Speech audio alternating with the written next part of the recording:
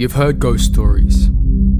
You've watched horror movies. But what if I told you that the most chilling encounters aren't fiction? They're biblical. Not everything supernatural is evil. And not every encounter is meant to scare you. These are 3 true stories that show the Bible isn't just a book.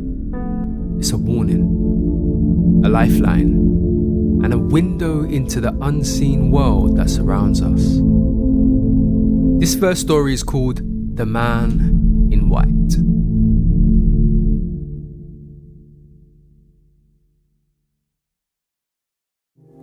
I was driving home late one night from my aunt's place in Alabama. It was maybe 2 a.m, dark, quiet, no other cars for miles. I must have dozed off because the next thing I remember is the sound of screeching tyres, metal crunching and a sharp pain in my side. My car had flipped into a ditch, smoke, blood on my shirt. No signal on my phone, obviously.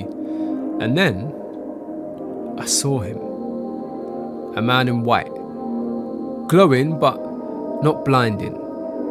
No flashlight, no car nearby, just there. He didn't speak, he just reached into the wreckage, pulled me out like it was nothing and sat me gently on the grass. I looked down for a second and when I looked up, he was gone. No footprints, no headlights, nothing. The next morning a trucker found me. You're lucky, mate. Said that I was lucky to be alive, but I already knew that. Later on I came across this verse when I was reading the Bible. It said, "Do not forget to entertain strangers, for by so doing, some have entertained angels unaware." That was Hebrews 13:2. I never got the guy's name, but I know what he was.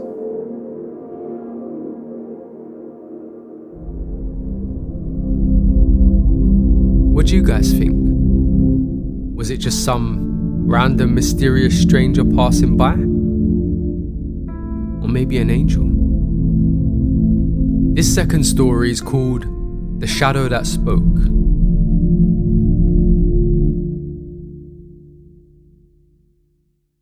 When I was 19, I was deep into tarot, crystals, and so-called harmless witchcraft.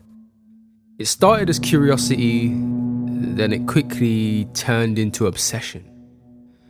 One night I was alone, doing a ritual I found online, a protection spell, or so I thought. After I finished, the room got cold. I thought it was just the window open, but then I heard it, a whisper. My name, but not my voice.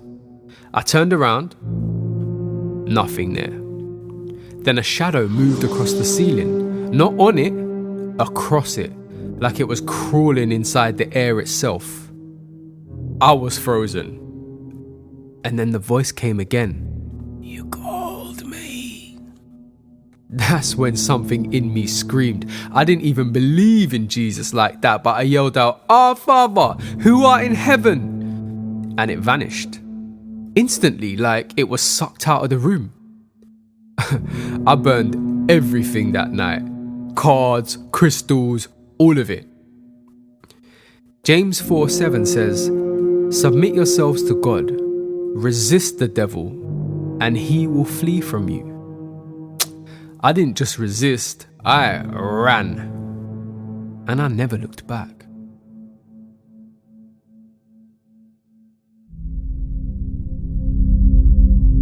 Have any of you ever dealt with tarot or crystals or believed in white witchcraft and had a weird experience that you just can't explain?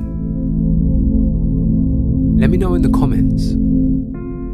Alright, our last story for today is called The Fire Dream. I kept having the same dream over and over. A city, massive, beautiful, glowing with light.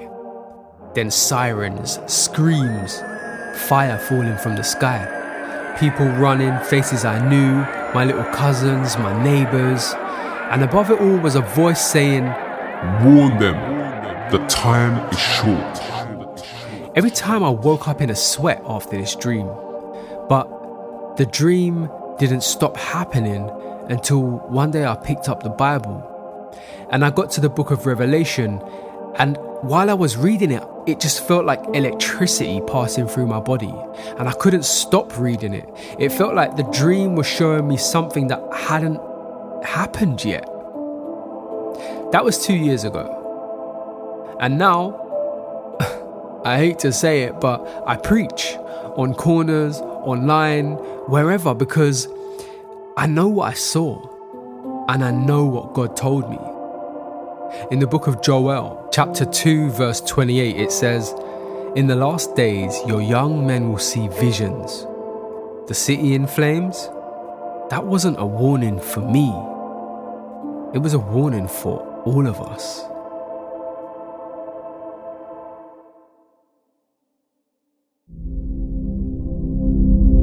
Most people know about the book of Revelation, whether they're a Christian or not, because it's one of those mysterious books that talks about the end of the world and what's going to happen. What do you think? Let me know in the comments. You know, the supernatural isn't a joke, and it's not entertainment as much as we see it on TV and in movies. It's real, it's biblical, and you need to be ready. Ephesians 6:12 reminds us that we wrestle not against flesh and blood, but against principalities, against powers, against the rulers of darkness of this world. If you've ever had an experience like any of tonight's stories, let us know what happened in the comments. And if you want more stories like this, subscribe, of course. This isn't about fear. This is about faith. See you next time in the unseen.